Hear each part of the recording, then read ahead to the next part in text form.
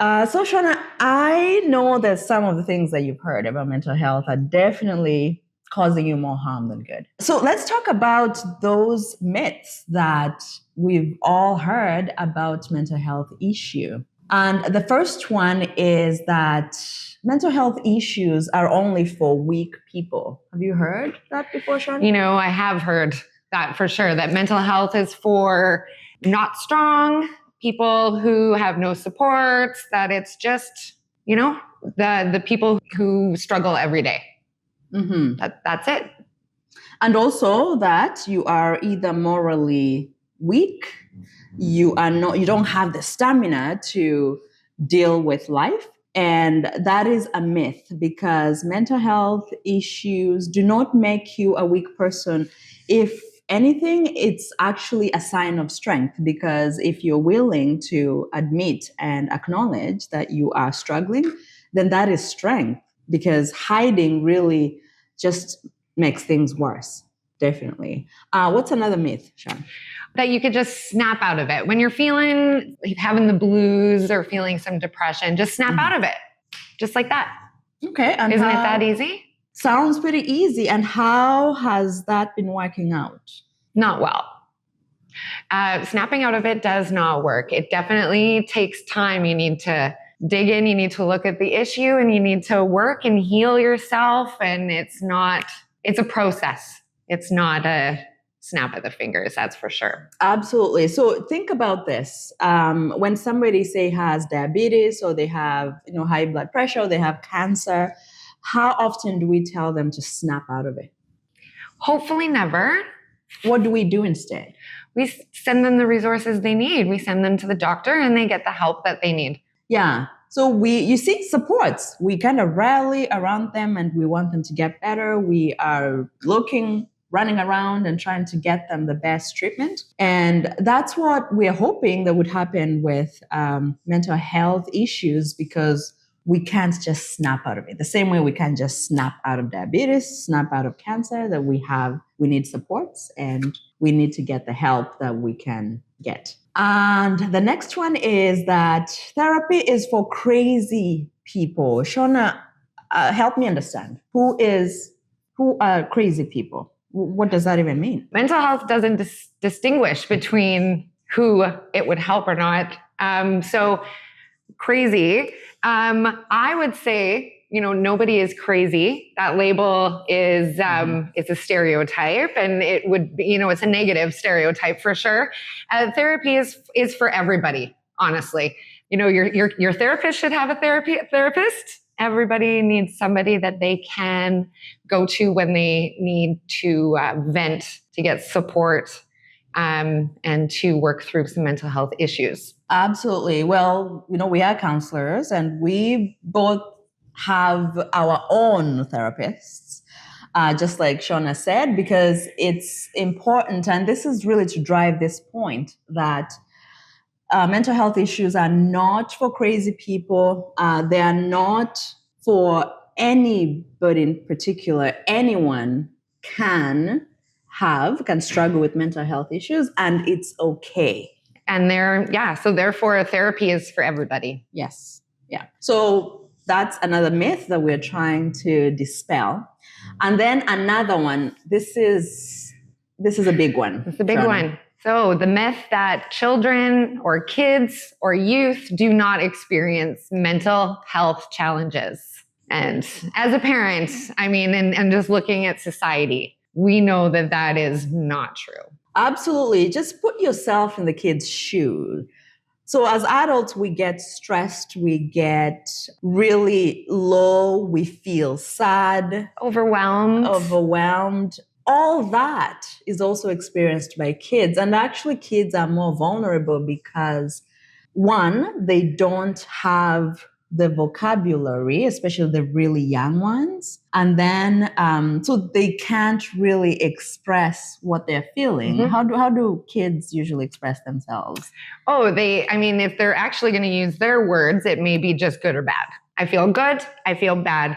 If they actually know some emotion words, happy, sad, mad, the words overwhelmed, confused, overstimulated, those words they don't know. And so they're feeling it in their body, and it's stress for these kids, and they don't know what stress is. Yeah. So you see, if we have this mentality or we believe in this myth that kids don't experience mental health issues, you can see how much injustice we will be doing to them, because then they fall through the cracks because no one is even thinking about it for them, right? No one is even looking to figure out whether they're experiencing some kind of a mental health crisis. So yes, kids do experience mental health issues. And if you've heard otherwise, that's a myth.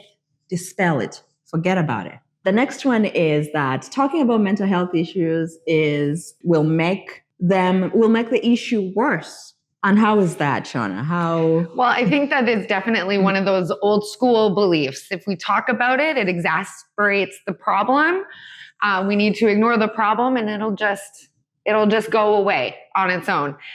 We definitely know that is not true. When we keep any of our depression, anxiety, traumas, mental health issues and challenges to ourselves, then we are alone in that. And there's no digging yourself out of that. You need the supports to help you get out of that. And so that involves talking. Mm-hmm. And talking, and then you're not alone. And it's very important. I think this is the number one important one for me. For on this list for a myth is we need to talk about it. Yes. It reminds me of the same kind of similar myth.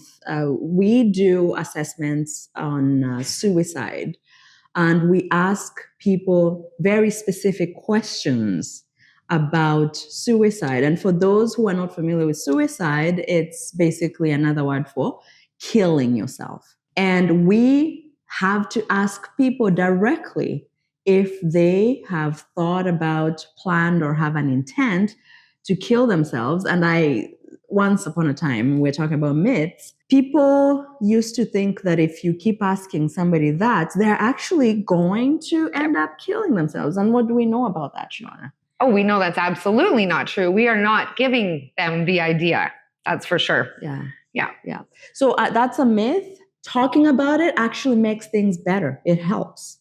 Because you, like Shauna said, if you are not, then you're kind of trapped in this cycle where you feel alone, and that can make things actually worse if you don't talk about it. And what's another myth, Shauna?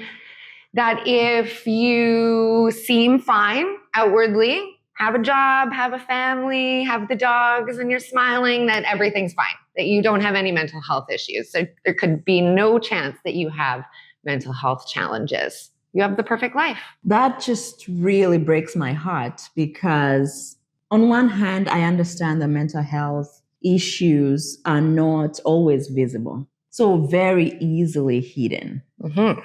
And so, and when we talked about the physical health, like, if somebody has, say, like, high blood pressure, or they're having issues with their breathing, we can usually tell and we can intervene very quickly. But mental health issues, depending on what's going on, it's very easy to hide. And how do we hide it? With smiling, working, showing up for everything. Keeping busy and doing everything for everybody else. Yes. So you look like you're on top of the world. You're getting everything done. You're a fantastic parent and employee or employer. Yes. And that is not true, right? Because it's not something that we can see. And don't get me wrong, there are some mental health disorders, illnesses, like, for example, bipolar and schizophrenia, that over time become very visible. Like, we can tell right away that there's something happening with this person. But when it comes to things like depression, those, you called it smiling depression. Smiling depression. So Shauna, maybe explain a little bit what smiling depression means, and then why it's important to talk about it for this particular myth. Yes, and we're hearing a lot more about smiling depression now. A lot of people would think, and like I said, you're smiling, you're happy, you're getting things done. You're not depressed. You're getting out of bed every day. You're doing things. It's masking. It is always, always masking. And it's masking because it might be society, that I can't have depression. This can't be me. It may be that you are the only parent. You need to depression doesn't necessarily mean that you are in bed crying all day. So smiling depression, I think, is something that is out there that we're seeing a lot more of. And people are now starting to realize, okay, so these feelings that I have of being depressed or having a low mood, but still going out about my business, I now don't necessarily want to do that stuff, but I'm doing it. So there's a reason as to why. So you can still be productive and have depression. Absolutely. And that's why it's because it's not visible, then we, assume that, this person is doing fine. We don't even dare ask them because they look fine, perfect, put together. And so, yes, if that's why we're talking about, if you look fine, you're going to work, you're doing everything you're supposed to do, it doesn't mean that you are not struggling with a mental health issue. So that's a myth. The call to action here is just talk to people, ask people how they're doing. Mm-hmm. And also, if you are struggling, don't be ashamed. Remember, we said it's a sign of strength, not weakness, to talk about it. And it's not going to get worse if you talk about it. No, definitely not. You're not going to feel alone. And the other piece is, to hit the last myth, is the medication. Yeah. It's not a crutch. It's not, doesn't need to be a quick fix. Some people need to be on these medications for the rest of their lives. And that is okay. There is nothing wrong with that. You may decide at one point you want to make a choice and not be on them. That is also okay. Mm-hmm. We need to have autonomy about our mental health, but we need to be aware and we need to make the right educated decisions. And so if you have questions about medications you're on, or you have questions about any mental health issue at all, contact your doctor or give CC or myself a call.